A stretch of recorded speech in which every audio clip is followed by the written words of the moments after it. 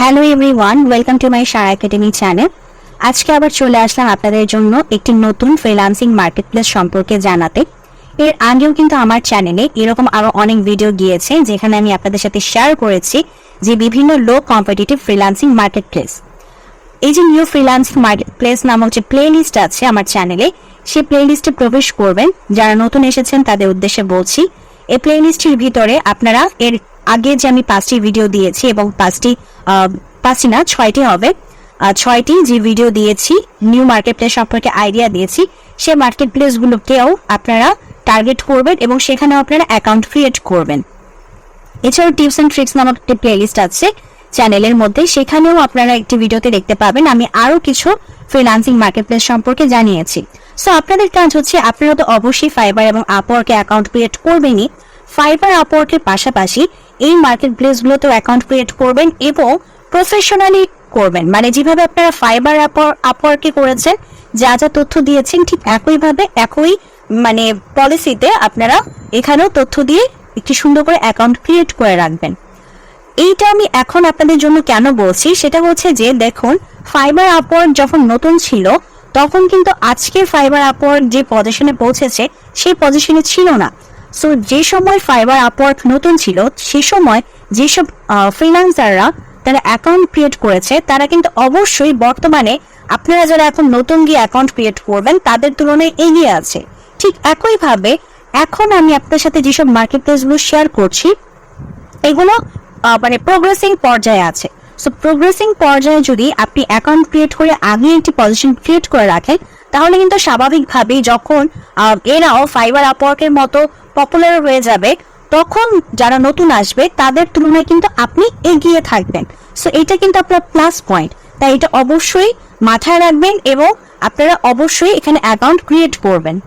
তো যাই হোক, আজকে চলুন তাহলে আমাদের যে আজকের ফ্রিল্যান্সিং মার্কেটপ্লেস নিয়ে যেটা নিয়ে আলোচনা করব সেটাতে চলে যাই। তো এটা হচ্ছে আমাদের সেই ফ্রিল্যান্সিং মার্কেটপ্লেস, এটার নাম হচ্ছে ফ্রিল্যান্সার ক্লাব। তো এখানে বেসিক্যালি দুভাবে কাজ পাওয়া যাবে, আপনি জবেও অ্যাপ্লাই করতে পারবেন প্লাস আপনি অ্যাকাউন্টও ক্রিয়েট করতে পারবেন।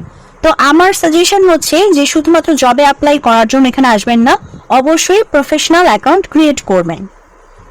তো সেক্ষেত্রে আপনারা যদি মনে করেন যে একটি অ্যাকাউন্ট ক্রিয়েট করার আগে, সাপোজ মনে করেন যে আমি একটু দেখতে চাই যে আমার নিশ রিলেটেড অন্যান্য যারা আছে, অন্যান্য ফ্রিল্যান্সার যারা আছে তারা কিরকম অ্যাকাউন্ট ক্রিয়েট করেছে, সেটার জন্য এই যে ডিসকভার যে অপশনটা আছে, এই ডিসকভার অপশনে এসে এই যে ফ্রিল্যান্সার্স অপশনে চলে আসবেন।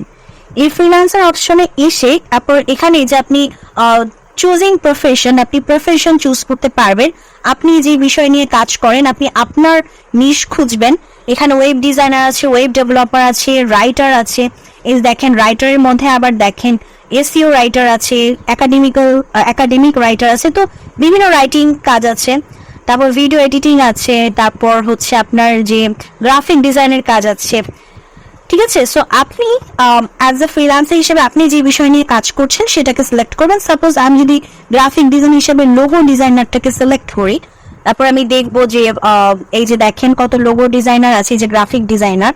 সো আপনারা যেটা করবেন ওনাদের প্রোফাইলে প্রবেশ করবেন। তো আমি ওনার প্রোফাইলে প্রবেশ করি। সো ওনার প্রোফাইলে আমি প্রবেশ করে দেখতে পাচ্ছি উনি কোনো প্রজেক্ট দেয়নি।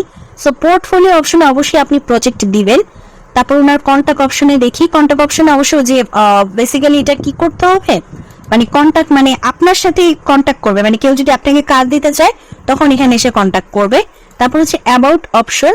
সো অ্যাবাউট অপশনে হচ্ছে অ্যাবাউটের ওনার যে বিষয়গুলো আছে, ওনার ডিসিপ্লিন স্কিলগুলো যে বিষয়াদি আছে সেই বিষয়াদি এখানে রয়েছে। সো সেগুলো আপনার স্কিল মোতাবেক আপনি এখানে বসিয়ে দিবেন।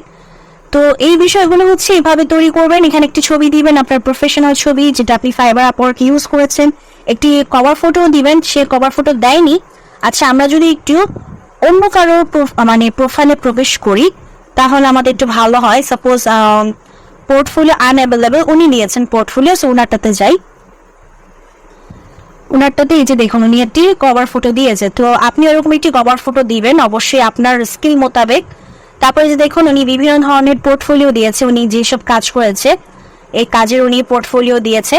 সো আপনিও এভাবে পোর্টফোলিও আপলোড করবেন, তখন আপনার এই যে আপনার পোর্টফোলিও অপশনেও এই বিষয়গুলো মানে শো হবে। এই যে 6টা ডিজাইন, প্রিন্টের কাজ 4টা, লোগোর কাজ 4টা, ব্র্যান্ডিং এর কাজ 2টা, বিষয়গুলো তিনি আপলোড করেছেন।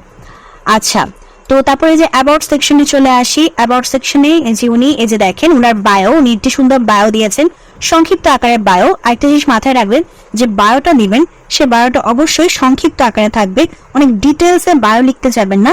ছোট আকারে আপনার সম্পর্কে মানে আপনার যে বিষয়াদি, মানে আপনি কোন বিষয় নিয়ে কাজ করছেন, কত বছর ধরে কাজ করছেন সেটাও উল্লেখ করতে পারেন। এইটুকু বিষয়ের মধ্যে লিমিট রাখবেন, ঠিক আছে? সেটা বায়ো হিসেবে দিবেন। আর যেটা বললাম অবশ্যই স্কিলগুলোকে অ্যাড করবেন, আর অবশ্যই প্রাইস রেটটাও ডিসাইড করে রাখবেন। প্রথম অবস্থা অবশ্যই কমে রাখবেন, এত হাই লেভেলে যাওয়ার দরকার নেই। তারপর হচ্ছে আপনার যে প্রফেশনাল পিকচার এবং প্রফেশনাল একটি কভার ফটো আপনি আপলোড করবেন।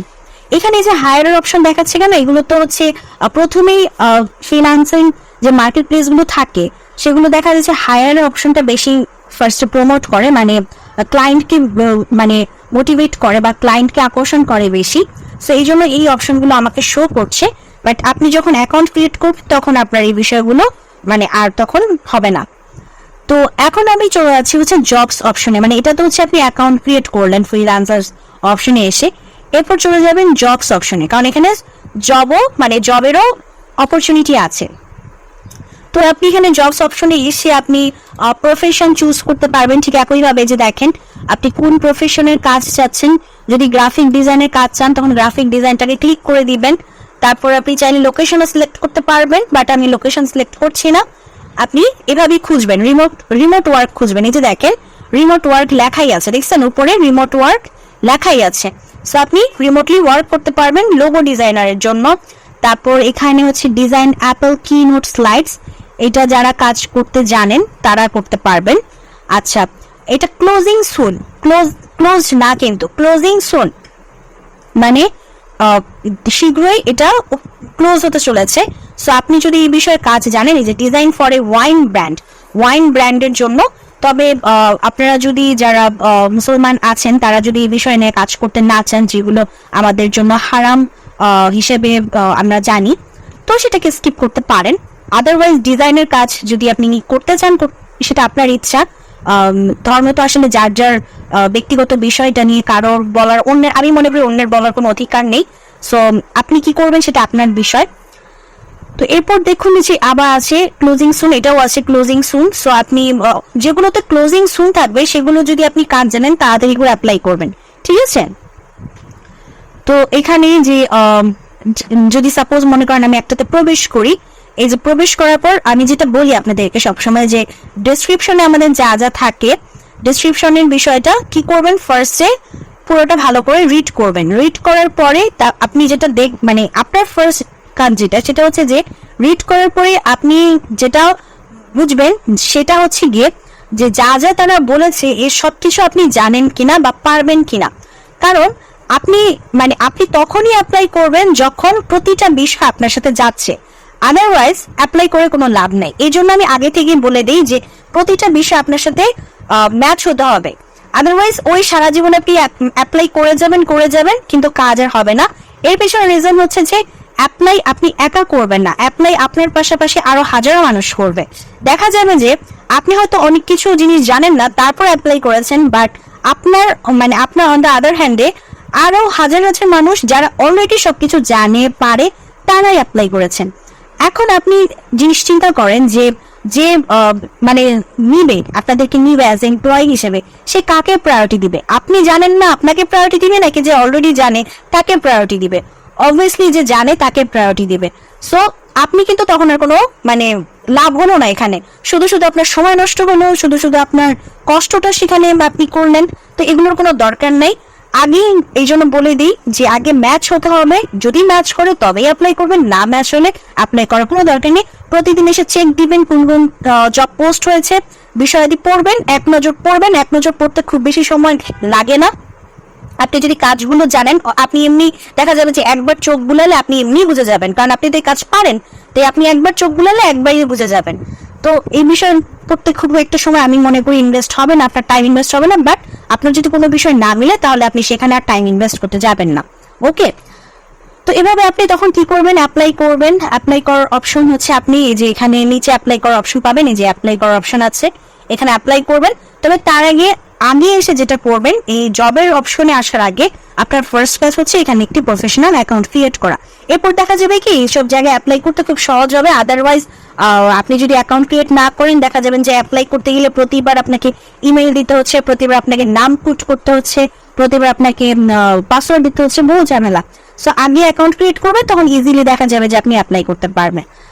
তো এটাই ছিল আমাদের আজকের যে ফ্রিল্যান্সিং মার্কেটপ্লেস, যেটা নাম হচ্ছে ফ্রিল্যান্সার ক্লাব, সেটা সম্পর্কে আপনাদেরকে আইডিয়া দিলাম।